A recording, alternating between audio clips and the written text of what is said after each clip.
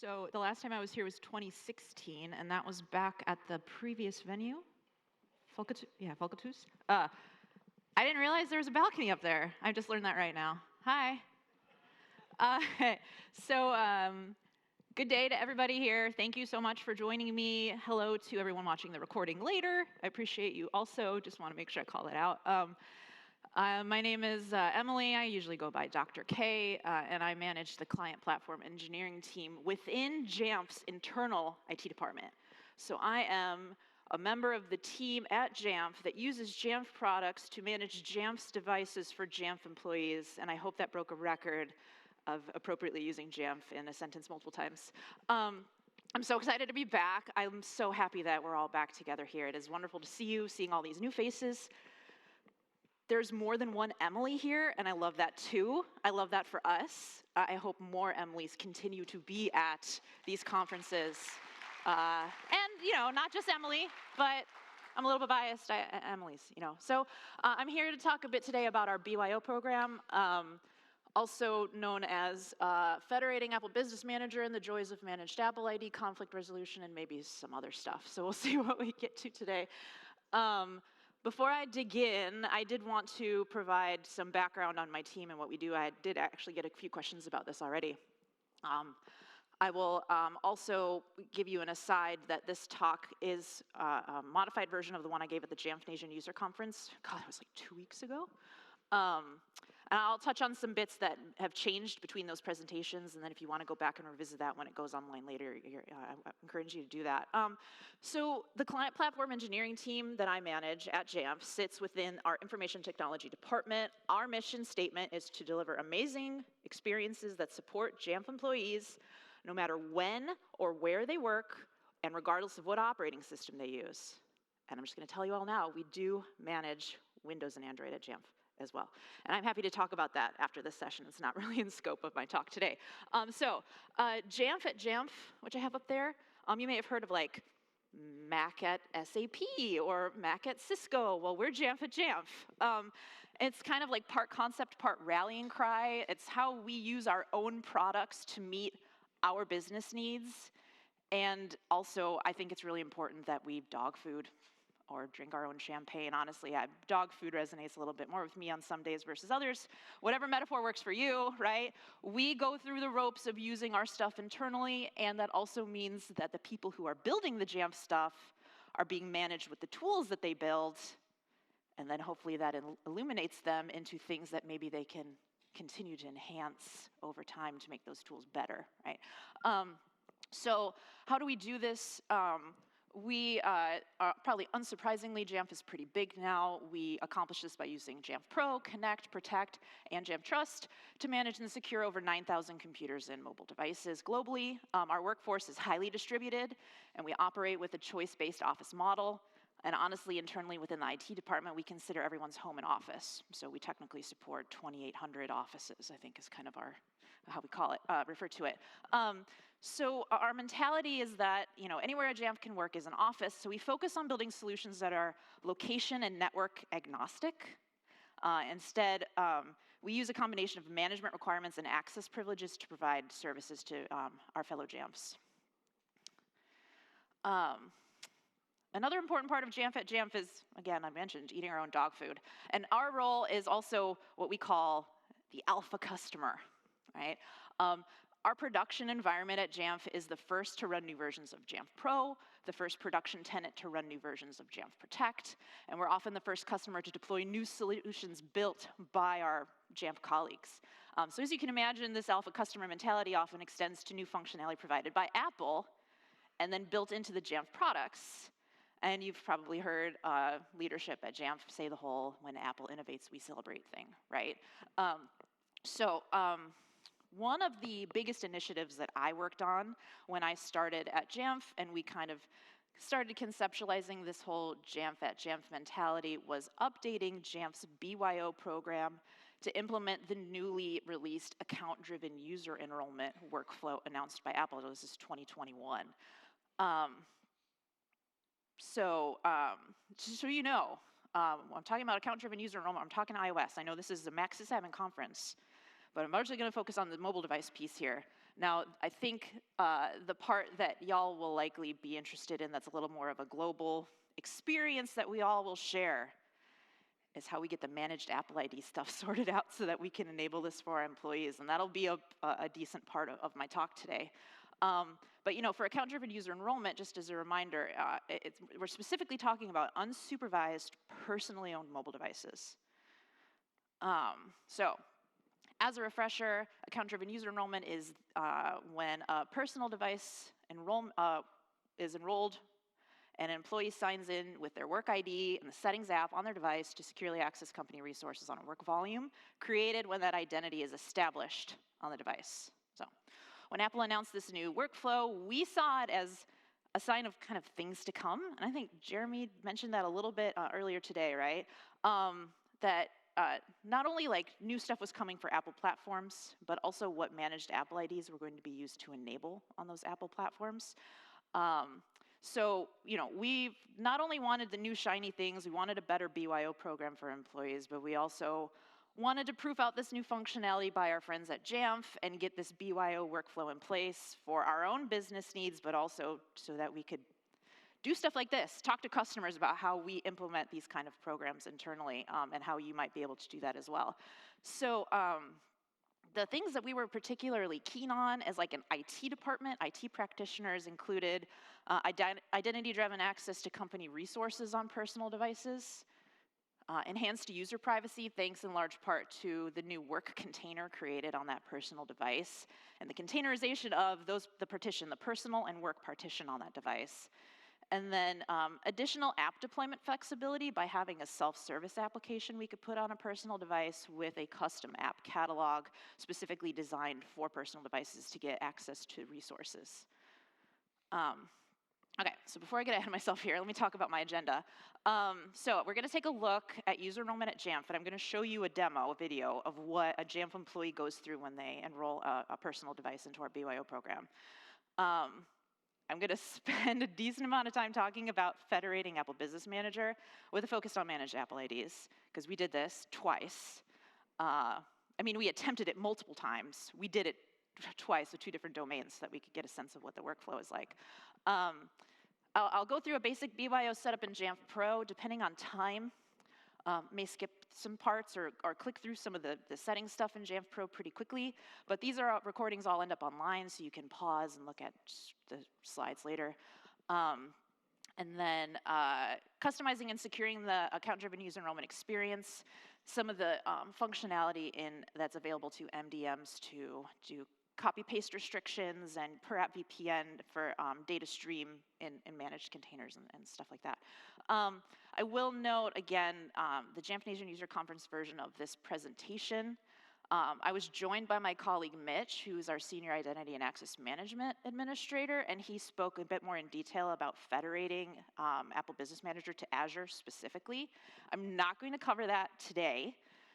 I encourage you, when the recording comes online later, to go check that out if you want to learn more about the process of doing that between Azure and Apple Business Manager. So to start, for account-driven user enrollment for personal devices, there are a few just absolute bare minimum requirements. You need to have, and it's a small/big bullet point. It's a big, small, big bullet point. You need a verified, organizationally owned domain, and ideally have it federated so that you're not manually creating a bunch of Apple IDs on your verified domain for people to use in an Apple Business or School Manager portal. I'm probably just going to say Apple Business Manager portal throughout this talk because that's what we use for our production environment internally. But this is applicable to both Apple Business and School Manager portals. Your mobile devices need to be running iOS 15 or later, and you'll need a Jamf Pro server running 10.33 or later. Version 11 is coming soon, so hopefully you're a bit closer to 11 than 10.33 at this point. So let's look at an enrollment. I thought how I would kind of try to structure today is I would go through an actual enrollment. This is a real enrollment on a test device, but it's a real enrollment into our production environment. And then as I go through how I set things up throughout the presentation, we'll call back screenshots of things that you noticed in this demo and say, okay, for this thing to happen, you need to set this up and kind of tie the pieces together like that. So we'll go ahead and take a look. I'm going to try to do some play-by-play here as we watch. So I'm going to, or this is Jane Appleseed. She's going to go into General, scroll down to VPN and Device Management, sign into work or school account, type very quickly to save some time, use Okta Verify and FastPass to passwordless sign in, and that is to enroll into Jamf Pro. Now we're going to sign into iCloud for the iCloud account. It has that email address passed over already. Now we're signing into iCloud, which technically you're signing in for us to Azure, but Azure has Okta SSO in front of it, so it's an Okta login to, yeah, I'll get into that later. Now we're gonna allow remote management, and this is the piece where the management component from Pro for account-driven user enrollment is now on the device. And I know I sped some of this up, but literally this enrollment, this is it. It's enrolled now. It only takes like a minute of just typing in credentials once you've got those pieces sorted out. So you can see the work identity is on here. It has iCloud storage, and oh, I just got a prompt for an automatic installation of self-service. That's one of our applications that installs automatically. We also use Microsoft Edge as a managed browser for our BYO devices, and we also rely on Jamf Trust for our per-app VPN connection for managed applications. You can see I clicked install, or Jane did. I guess Jane is my alter ego today, to install these applications on the BYO device. And the first thing that I'm going to do at some point is pop over to Jamf Trust and enable that activation so that my apps will be able to use the per-app VPN connection to load corporate data in those managed apps. Note, you can't manage notifications on user devices. That's a user space setting, so any app is going to prompt the user to allow notifications. You can't set that yourself. Now I'm going to poke around in some of these apps that I have installed on my own device. You can see I've got a catalog of managed applications that I can install on my BYO device to get to company resources, all sorts of goodies in there. Including May the Jamf, which is a sticker pack of a bunch of Jamfy Star Wars stuff, because we're us. I'm going to go ahead and install Outlook as my mail client. And you'll see even in a self-service installation, there's also a prompt. Everything is opt-in in this model. The user has to install. Even automatic installs, they can click cancel, and it won't install. They have to say yes and install the app. That's by design. As you can see, I opened my managed browser. I got that cute little VPN badge that appeared in the top corner. That's my per-app VPN connection using Jamf Trust. And now to show you some of the copy-paste restrictions I put in place, I'm going to copy some text out of a managed browser. I'm going to pop over to Notes and my personal Apple ID and try to paste it, and I can't. Pasting is restricted because I can't take content out of a managed app and paste it into an unmanaged location. And so, and I can go into my app settings, and I can see that it says app will not export data to unmanaged apps and accounts. It's very transparent for the user to see that in settings. They can also go into restrictions for that account, and they can see all of the enterprise restrictions we've put in place on the work partition of the device. Just the work partition, the work apps. None of that applies to the unmanaged applications. It's just the managed ones. Now, fun fact, how does someone looking at this screen tell the difference between what's a managed and an unmanaged app?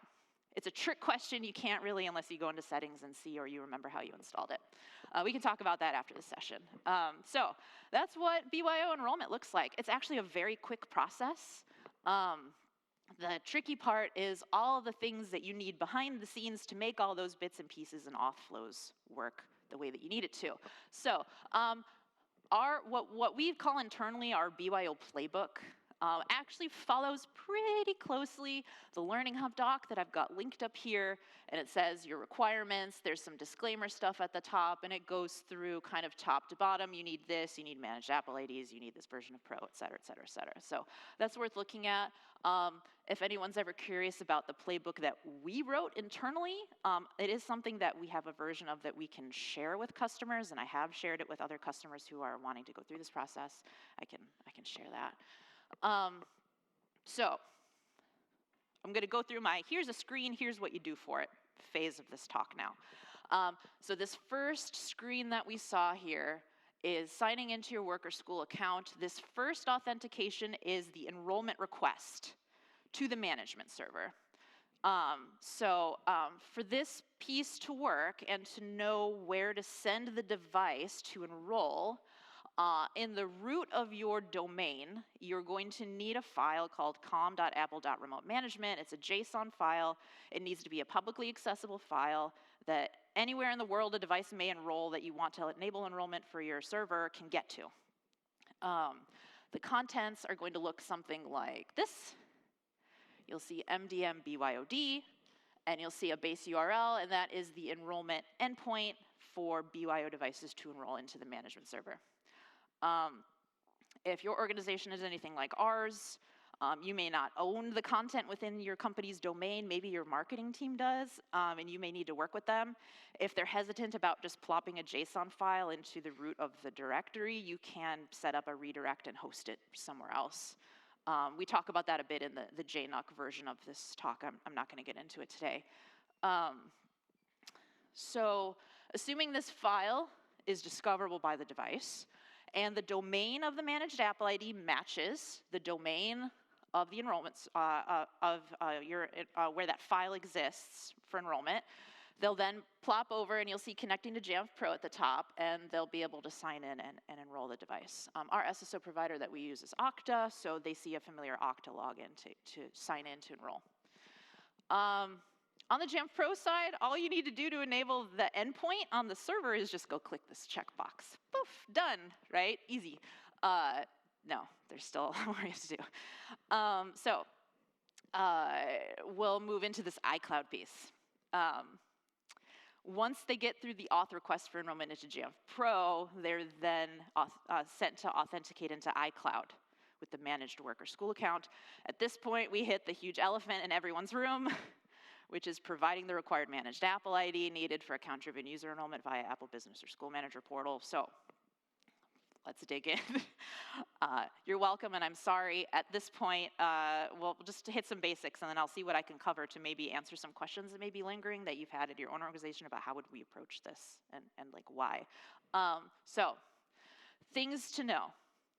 The managed Apple ID used for account-driven user enrollment has to match the login used for enrollment into the management server. That kicks off this whole process, that piece we just talked about. This is accomplished by verifying the organizational domain in a single Apple Business or School Manager portal and using that verified domain to create managed Apple IDs with a minimum of a staff role. The domain used for the managed Apple IDs must match the domain that hosts the remote management file. So you got to have your domain, your domain, your domain. It needs to line up. So you can't federate subdomain.yourorg.com and then use it for a primary domain of yourorg.com. It doesn't work. It all has to match. I also feel inclined to point out here that you don't technically need to federate to get managed Apple IDs on that primary domain to use for account-driven user enrollment. You may notice I don't even have federation on this page, right? The benefit of federating an Apple Business Manager portal is the consistency in the identity experience for authentication into iCloud, as well as enabling Skim to automatically create and sync the organizational managed Apple IDs so that an account in your IDP also has an appropriate managed Apple ID in your Business Manager portal. Doing it manually is an option, especially if you're at a small organization, but then your end users are potentially managing multiple passwords for logins for different things. And the benefit of SSO and IDP is that it's a consistent authentication experience with a consistent identity that is tied to the organization, right? So, if you can't federate, but you want to at least set this up for testing, maybe with a small group, maybe your IT org, whatever, you can manually create managed Apple IDs, and you can do this. But, it just doesn't scale well. Just as an aside, I've mentioned Okta. I also mentioned briefly before, Okta is our SSO for Azure. At the time we did this, Azure was the only IDP supported for federation. This was like pre the Google release stuff, and we use Microsoft 365 for most of our productivity suite anyway. So I'm just throwing the doc up here. If you're in a similar situation where you use an SSO provider and you don't want to wait for the custom IDP or Okta support that's coming, you want to try to do this now, I'll probably just wait at this point. Here's the doc for how that's all set up. So how all that plays out in an enrollment flow. So remember, we had that first authentication into Jamf Pro for enrollment.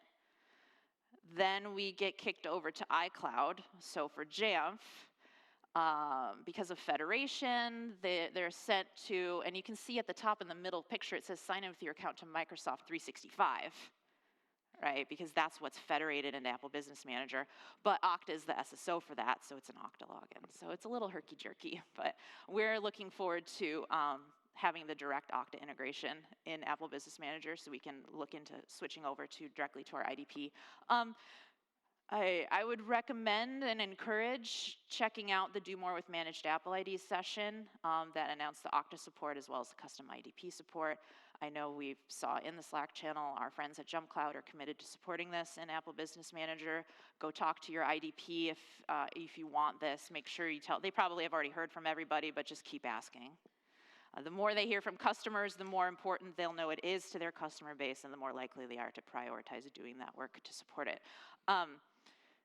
So, at the time of this recording, by the way, the additional IDP support has not been released. Just want to say that in case people are looking at this later. So, here's where I end up having the longest conversations over coffee or drinks or whatever with customers that are wanting to do this, which is, what the heck do I do about all of these potential Apple IDs that exist out in the world, in the wild, that might have used my domain? And I just want to point out, there's chances are that you've have an identity person, and maybe that is you at your organization that's federated with other SaaS services. Ultimately, it's the same thing. It's the Apple IDs that tend to be the part we get kind of stuck on. And I think it's because for so long, we've just associated managed Apple IDs with that consumer level personal device experience, right? So the actual federation process is pretty straightforward. It's the unknowns around the Apple IDs that tends to be the point of consternation. So I just kind of want to talk through conceptually what we kind of came to know throughout going this process ourselves. Is really making sure you have a good understanding of managed Apple IDs versus personal Apple IDs. Sometimes we call it work Apple IDs versus consumer Apple IDs, whatever nomenclature works best to your organization to try to describe the difference. Really, an Apple ID created literally anywhere else other than within an Apple Business Manager portal is a personal Apple ID. Now, some of the old timers in here may remember those storied days where you had magical secure Apple IDs that were generated via invite to get into business portals to do volume purchase and all that kind of stuff, right? If you've been in the Apple ecosystem for a long time, there may be some of those Apple IDs that exist out there in the wild. Jamf certainly had ones that have migrated through different versions of what Apple IDs can and can't do. And I can talk about some of that after the talk. It's a bit of a Jamfy problem, I think. But understanding that when you're federating, what you're doing is saying we need that login, not that we need your Apple ID. And that, it takes a few times to kind of get your end users, your customers to kind of understand that Apple's not saying we're claiming your Apple ID, your content is ours. It's saying the organization wants that login back. Your Apple ID is yours. Just go change it to another email, another login, whatever you want to do. It's still yours. We're not doing anything with it. But that login that you're using that uses that domain, you've got 60 days to switch it to something else. And I'm going to talk through some of that and some of the ways you can equip you and your end users with knowledge around that process in a second here. When you click that federation slider in an Apple Business or School Manager portal, it kicks off that communication to end users. Like some magical process happens where it goes out into the wild and it looks for any potential login with an Apple ID that uses the domain, and it just shoots emails out to everybody that says, hey, this domain is owned by an organization and you can't use it as your login anymore. And I'm just going to keep repeating that. It's just the login. It's not the actual Apple ID contents. It's just the way you sign into the Apple ID that needs to change. For each Apple Business Manager portal that's created, or School Manager portal, or Business Essentials portal, however you want to refer to it, there's a reserved domain that's set up in there by default for you. I think we have so many. We have JamfCom, Jamf SoftwareCom, JamfCom 2, JamfCom 8, JamfCom 2. We have a lot of portals. There's this reserved domain that's yourorg.appleid.com. You can use that to create non-federated managed Apple IDs, and you'll probably want to. Your full administrator accounts in your business portal, so it's probably some of you in the room for your organization, can't be federated. That's pretty true of a lot of systems that support federation. You can use that reserved domain. It's really a great approach as well for service accounts. Like if you have an org and maybe an education org that does labs, and they need Apple IDs that are manageable by your organization but aren't federated because they're not tied to a specific identity or person that works at your organization, you can use the reserved domain to set up a bunch of additional managed Apple IDs that aren't federated in your portal. You also do have the option of verifying multiple domains in your portal. So you can create, I think we talked about, maybe talking with somebody on Slack about this earlier, you can set up subdomains that are verified and use that as secondary non-federated managed Apple IDs as well. You just need to throw an alias on their like Exchange account or whatever so they can receive mail to it. We actually did that. I think I'm going to get to that in a bit here. Also, as an aside, you used to be able to verify domains in multiple portals. So at Jamf, we had jamf.com as a verified domain in like 12 different portals, Apple and School Business Manager portals. As of early 2020, I think it was like April or March, Apple announced that they no longer supported that. But if you've been around for a while, you may find that you have that domain verified in other portals, and you're going to have to take those out. It's actual true domain conflict between the portals, and I'm going to talk about that in a little bit here too. Here to equip you with some knowledge that may be helpful as you try to talk through some of this at your organization if you want to go through this process. So what does it look like for an end user when Apple shoots off that automated email saying that the personal Apple ID they created using their work email address needs to change?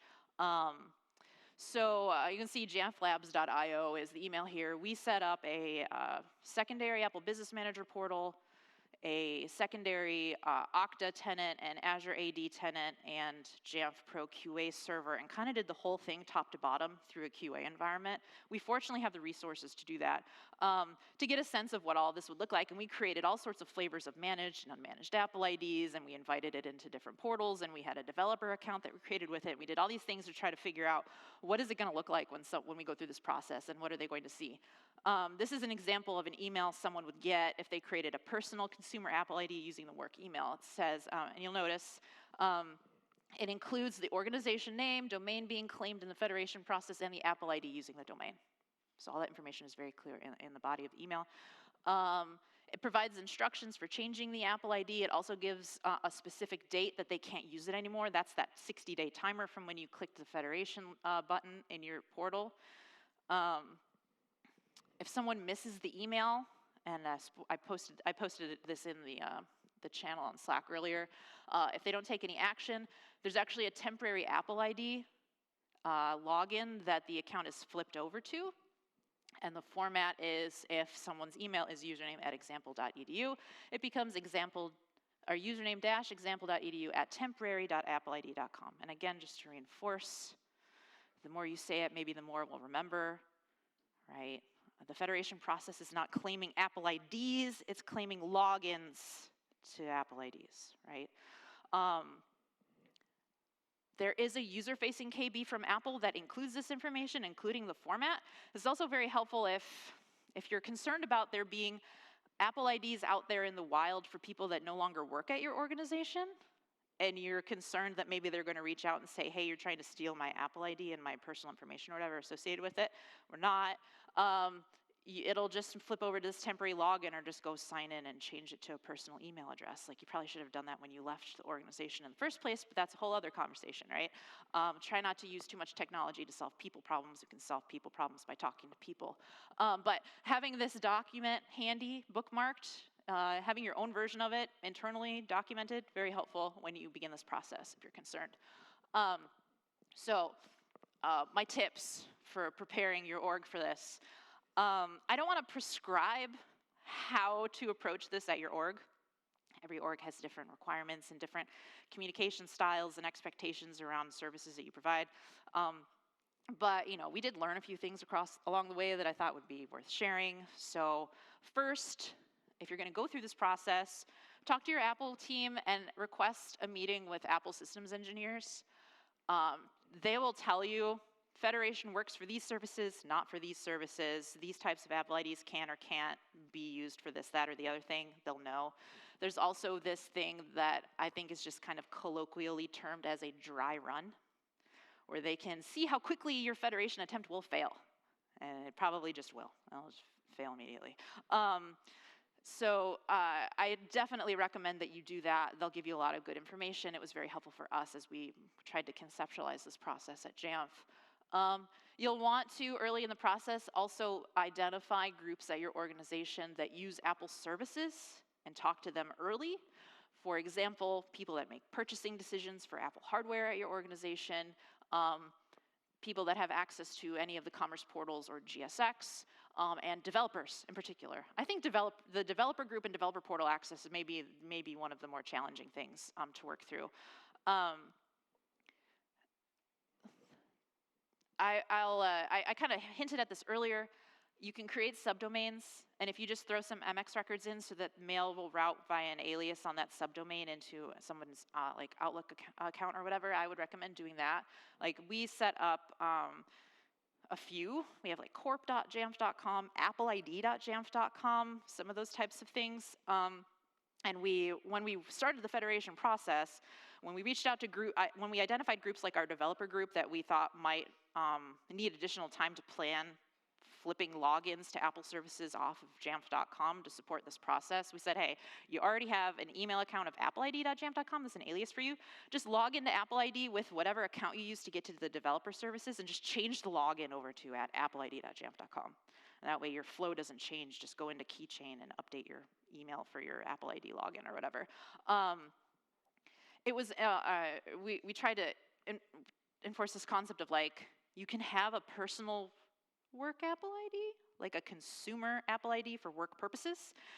That may be something that other organizations don't need as much as maybe an MDM developer might, because we have people that test lots of different scenarios and have access to a lot of different services at Jamf, so it was important for us to find a way to provide a way to keep personal Apple IDs that felt worky, that felt Jamfy, so that was our approach, was just giving them a subdomain that they could use to change their login over to. Some gotchas that we ran into very early in our process of trying to get this sorted out internally. The primary reason federation will just straight up fail and the button will gray out and it'll say, tough luck, come back later, is if the domain that you want to use is verified in another portal. So maybe you went through a merger and acquisition, you acquired a company or a company acquired you, and both portals have your primary organization's domain verified in it with a little green jelly bean or whatever next to it to show it's verified. That's a conflict. That's a domain conflict. You won't be able to federate. You have to remove the domain off of any other portals so that it's only in the one that you are going to federate. Another one, the reachable ad address on an Apple ID is also considered a conflict. So if you have a personal Apple ID with your personal email address, and then you threw your work email in there as a secondary reachable at, that's also a conflict. Now, what's cool about that, because it doesn't impact the login, is Apple can just rip it out, and they will after 30 days if the user doesn't go in and take it out themselves. They will also get an email that says like, hey, you've got this reachable ad address that's being claimed, so we're gonna take it off of this Apple ID. Again, developer program. Developer program memberships, you either need to create new accounts with the necessary roles for the managed Apple IDs, or just give them another worky email address to flip over to. And the reason that the developer portal is a bit of a challenge is that you can sign into the actual developer.apple.com portal with federation. That works. You can sign into Feedback Assistant with it, but you can't sign into any of the command line pipeline stuff in terminal with an account that has the multi-factor federation stuff associated with it. So it'll kill processes for developers that need to authenticate against your developer account that way. So I mean, we're kind of lucky at Jamf when we told, especially on the product side, we're like, product, we want to enable BYO internally, but you've got all these developer accounts. They just kind of rallied the troops and was like, okay, we're going through the portal and we're forcing you all to change your logins. Like, you've got to do it by the state or you're just going to lose access until you create a new account for us to invite in.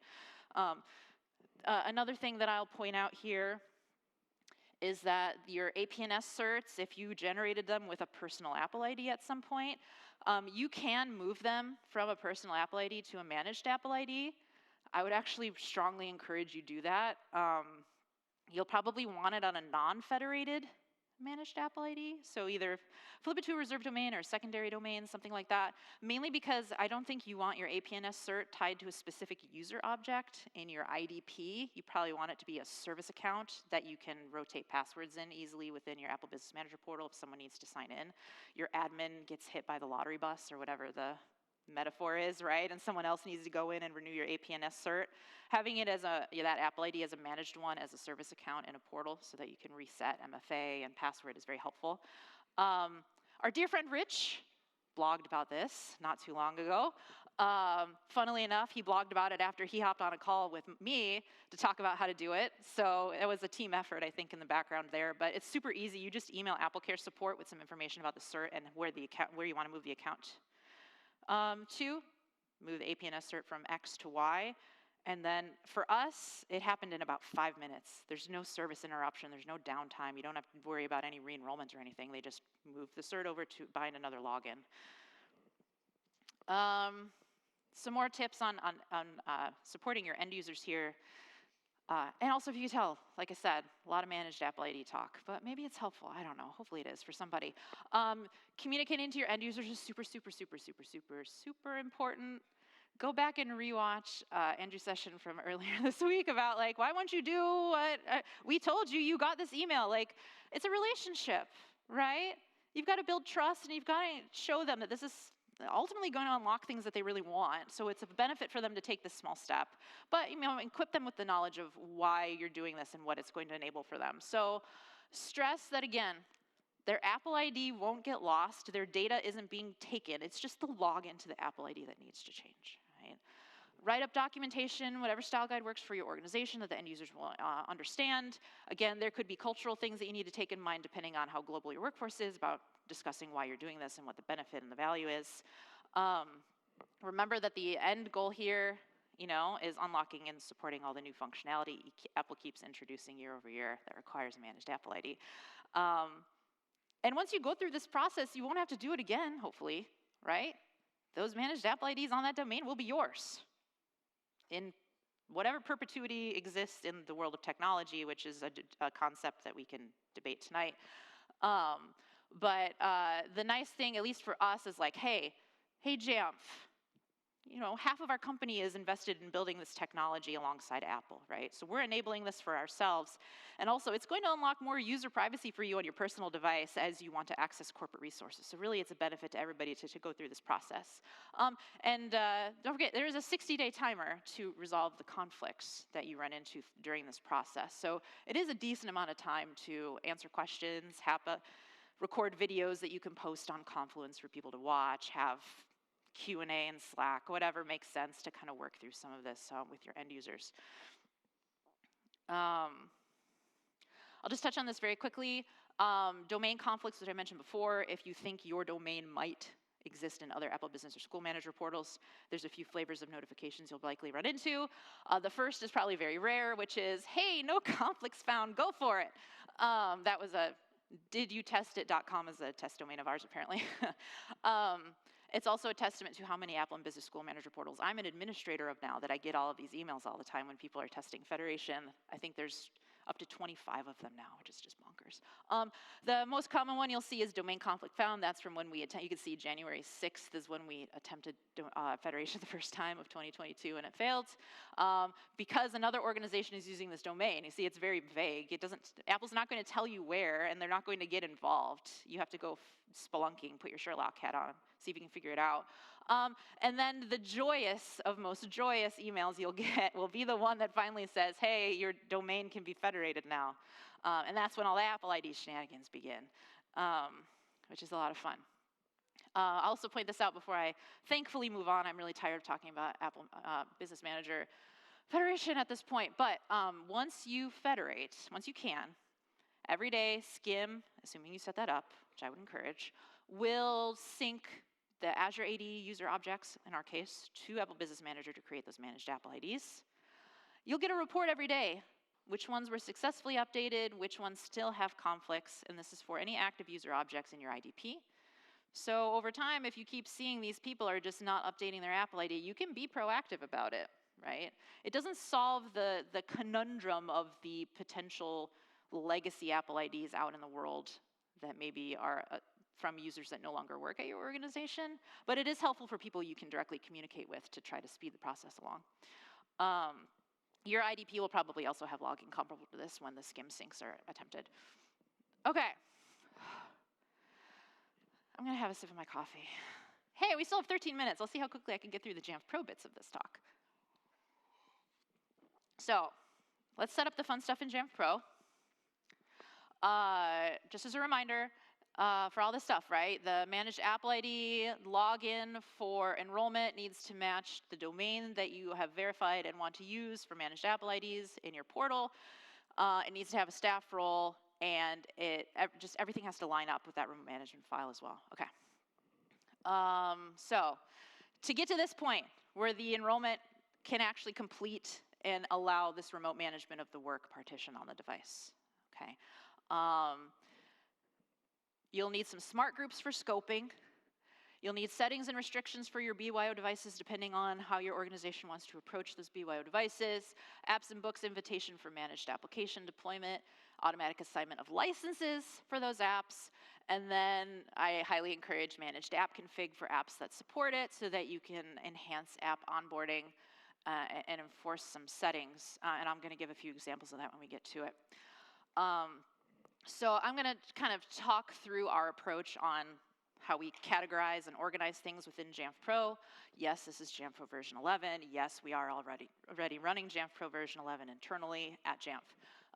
Alpha customer, Jamf at Jamf, et cetera, dog fooding. Okay, so the stuff that I wanna make sure I call out, because I get this question a lot from what we call external customers, so all of you who are Jamf customers about going through this process and setting things up. Management server can only report on apps and settings in place on the work partition. The personal partition, anything installed by the personal Apple ID on the personal side of the phone is undiscoverable by design by your management server. It's good. You do not want personally identifiable information from the personal side of the phone in your management server. You don't want it. Probably with this audience in particular, don't need to talk about why. You don't want it there. I don't want it there. I don't want to see what apps you have installed. I just want to make sure that you can securely get to work stuff on your phone if you need to. That's all I'm here for. You will not be able to build reporting, therefore, on anything on that personal side, right? So all of the smart group scoping and device stuff, you're going to focus a lot more on the device ownership than the hardware itself. You're not going to have serial number or telecom provider, cellular information, anything like that. You're basically only going to get what type of device is it, what version of iOS is it running, just basic stuff, how much battery and storage is available, because that information is needed to install applications. So that's just about it. You can't really see much else. It's good. It's good that you can't. But chances are technology leadership of your organization is so used to managing on the device level that that concept will feel foreign to them, and you'll have to describe why it's a good thing that you can't see all that stuff. It's really a benefit to the organization and to the end user that that personal information is undiscoverable in your management servers. I'm going to put this up here probably more than once. I think I have this link up here a few times. This is to the Apple platform deployment guide on user enrollment MDM information. On this page, it lays out very specifically what payloads are and are not supported, what you can and cannot do on a BYO device. So when you need the receipts, and you're talking to your leadership about why can't I manage X this way or Y that way, it's very well documented. Keep it handy. It's good for tough conversations. So keeping things organized in Jamf Pro. Here's the Jamf Pro stuff. Woo! All right. I've got 10 minutes. I think we can go through this pretty quickly. You'll want a category to categorize everything. Ours is very cleverly called for personal devices. And that way, everything you deploy, you can just put in that category and you can see everything all together. It's just an organizational principle. For groups, like I mentioned before, a lot of your grouping, what you're doing is you're managing how users are accessing apps and data, not how the device is used. So your grouping and your scoping is going to be very dependent on who the identity is of the user and what the ownership model of the device is, and not it's this type of phone or this type of telecom provider or whatever, or in this region or whatever. It's more just like, who are you? And then, you know, what's your managed Apple ID? Like, that's essentially it. So we have this group here. We have a smart user group for managed Apple ID like your domain. This is very helpful for setting up all the volume purchase invitations for apps and books. You'll want a device ownership type is personal in a smart device group, and you're going to use that for scoping apps and profiles and restriction settings that you're going to deploy out to your devices. You'll also want a companion smart group for your institutional devices. So I would encourage splitting all the app deployments out, because you may have settings you want to enforce on a BYO device differently than an institutional device, for example, per app VPN. So you'll want those deployments to all be separated. So one of the first things we did as we started setting this up was we went through all of our old deployments and we changed the scoping to institutional devices, and then all the new deployments for BYO, the scoping is for personal devices, and kept them all separate. Again, the Apple Platform Guide lays out what you can and cannot manage. It's the user's device, not yours. I know that's tough to understand, because for so long we're just like, hey, you enroll and you're supervised and we do whatever we want. That is not how this works, okay? So when you're asked, can we disable this? Can we turn off screenshots? Can we do whatever? Just have that ready for those conversations. Keep it bookmarked. It's that same, it's the same link. I think in the JNUC talk I had it up there for like 5 times. Here's an example. It shows what you can do. You can configure some accounts. You can access the inventory of managed apps, but not the inventory of personal apps, et cetera, et cetera. It's all laid out pretty clearly here. One thing I do want to point out is passcodes. So you may see on here, there's this note at the bottom. It's kind of small, read it. It says, administrators can require passcodes with a minimum of 6 characters and prevent users from using simple passcodes, so 1, 2, 3, 4, 5, 6, or A, B, C, D, et cetera, but can't require complex characters or passwords. The developer docs back this up. If you look at the passcode payload for BYO, it says, on iOS user enrollments, the system allows the passcode payload type, but ignores all keys. You can put anything you want in there, and it'll ignore all of it, and it'll just say, oh, you want a passcode. Okay, here's what you get. Allow simples false, force pin is true, and minimum length of 6, and that's it. That's it. That's all it does. You may be like, yeah, that's fine. This was the biggest point of contention with end users who enrolled in our BYO program. Not only because a lot of them still had 4-digit, which is not going to get into that, but also because it applies to any synced Apple Watches on the phone. So if you have an Apple Watch synced to your personal phone and you enroll, now you have to have a 6-digit code on your watch as well. If you've gotten a new watch in the last few years, you probably already have one, but you used to be able to set it up by default with 4. So, you know, it's a conversation you'll have to have with end users. Well, you know, the downside is 2 extra digits. The upside is all of your personal data is secure on your device, and you get access to company resources with DLP in place to protect our organization and our customer data. So, you know, whatever. How that conversation goes depends on your organization. I love this. I think it really encapsulates things. I'm not sure how often people go in and read some of these notes from Apple that are kind of conceptual or theoretical in the deployment guide. But remember, you're managing the organization's account settings and information provisioned with MDM. You're not managing the user's personal account. And I like this too. In fact, the same features that keep data secure in organization-owned managed apps also protect the user's personal content from entering the corporate data stream. I would imagine a lot of organizations want that for many reasons. I know we did. Okay, So when it comes to settings and restrictions, it's probably going to be pretty streamlined. There aren't a ton of things you can really do, because remember, this is an unsupervised device. You're not managing their device. You're managing the managed apps and the work partition on the device. So for us, we just have a passcode setting, our per app VPN settings, and then the managed app data restrictions.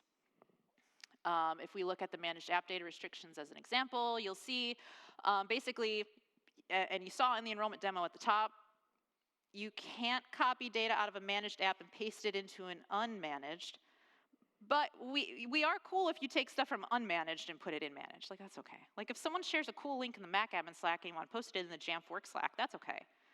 But if someone posts something in the Jamf Work Slack, we don't want you to go into another Slack team and share that company data out. We have that partitioned out. And on the device, those settings are pretty clearly laid out in the restrictions payload for that work ID. So when they go into settings, click on the work ID, look in restrictions and apps, they'll see all this laid out. It's very transparent.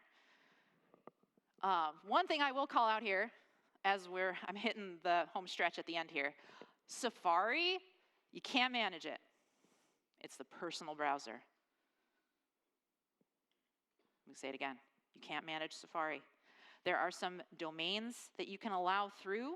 Like, you can say, okay, if it is a jamf.com domain, cool. In Safari, we're all right with the linkage working that way, but you can't manage anything else in Safari. So you may want to deploy a managed browser for some of that browser link traffic from your managed applications. We use Edge for that. I'll show you an example in a second here. So again, just to kind of highlight that part of the enrollment demo again, when Jane tried to copy some text out of Edge, which is the managed browser, and went over into the personal Apple ID Notes app and pasted it, it wasn't allowed, right? We're trying to encourage the containerization of work stuff and personal stuff, and we don't want the streams to cross. As a note, though, if she then went back and went to her work Apple ID in the Notes app and created a new note, she could paste it there, and it would be backed up to her work iCloud account. Another note on deploying applications, they will always get this prompt. It's by design. Regardless of if it's an automatic installation or they go into self-service and opt in to install something, this is expected behavior. Remember, this is their device. They get to pick. You can force an installation on them, but they can click cancel and not get it to their detriment usually, but it's up to them. It's their device. They get to choose, okay? So just remember that behavior is intentional. And again, even if it comes from self-service, they're going to have to click the install button again to say, yes, I do want this app on my phone. Managed Apple ID invitations, you're going to set up automatically register only users with managed Apple IDs and skip the invitation. That just says, hey, if this managed Apple ID is within my managed Apple IDs smart group, it has my domain on it, it's just automatically a part of our volume purchasing program. And then from there, you'll set up a VPP assignment also targeted at those managed Apple IDs, which will include all of the apps you want to provide. So we have a whole app catalog that we're providing licensing for those managed Apple IDs very specifically in that VPP assignment. It's all automatic so that when they go and click the install button, they already have a license assigned to their managed Apple ID and it'll just push down to the device. Let's see. Once you've got all that set up, you can go and create your app deployments. I'm highlighting some Jamfy stuff here because, I mean, that's what I do. We have a few applications, and you'll see that the scope is to the device group I created, which was for user-enrolled account-driven devices. This is our BYO app catalog deployment setting here. For any of those deployments, it's pretty straightforward. Self-service is what we want to install automatically because it's the app catalog. So it's scoped to user-enrolled account-driven, and it's set to install automatically. And just to give you a sense there's the install automatically piece. If you drop that down is where you flip it to self-service deployment. And then there's our scope, right, of how we're deploying it. To give you an example, as I'm hitting time here a little bit, I'm sorry, I'm almost done. Slack EMM is a good example of how you can use AppConfig and custom settings for a BYO deployment to handle the kind of corporate data stream. So if you look here, our Slack EMM app has per app set up for Jamf Trust, so that any traffic for that app specifically will route through Jamf Trust. And you'll see over here in our managed app config that Slack supports in this EMM app, We have a key of browser control with a string of Microsoft Edge. That means that anytime someone clicks a link in Slack EMM, it has per app VPN enabled, it will then route it to Edge, which also has per app VPN enabled, so that the data stream stays in managed apps through our Jamf Trust connection there. And that's what enables that little badgy bit up there. It's so cute. That's what all the execs at Jamf love to show off to customers. Look, you get the VPN badge so you can tell it's routing the traffic. Getting that all to work is pretty easy. I'm not going to demo Radar and Jamf Security Cloud here, but I'll just let you know that when you set up your access policy for BYO and Radar, it gives you the download configuration profile and download managed app config, which you then plop into a deployment for your BYO devices and lets you do the drop down for that per app. The last thing I'll show you as I round out here, as I know I'm a little over time, is the less spoken about sibling to enrollment, which is unenrollment or offboarding, which is also very important. Very easy for an end user to opt out of management when they're ready to not have it on their device anymore. So I'll show you how that works. They can just go into their work identity, click sign out, confirm that they want to remove remote management, and then just like that, they'll get a prompt that's like, wait, sign back in. And you're like, no, not now, I'm good. And all the work stuff is gone. And if you go into settings and you look, the work ID will no longer be there. In Jamf Pro, it's as simple as going into management and clicking unmanaged device. And once you click unmanaged device, it's pretty quick. You'll see the phone recording on the other side. Within a few moments, you'll see the managed apps start to uninstall. You'll get that little prompt that's like, are you sure? Are you sure you don't want to be enrolled? Yeah, I'm sure. And all the apps disappear. And in Jamf Pro, the license is removed. The device is automatically marked as unmanaged. So yeah, that's BYO and managed app IDs. It is a labor of love, but what it enables for an organization is really wonderful. I'm happy to talk in more detail. I could talk shop on this for days, as some of you already know. So thank you for joining me today. I'm supposed to point out that there's some kind of Jamf raffle thing happening. Get a ticket at the door if you didn't already, or stop by the Jamf booth, and they're going to announce it at the thing tonight. And we're at time, so I guess that's probably it, unless anybody has questions.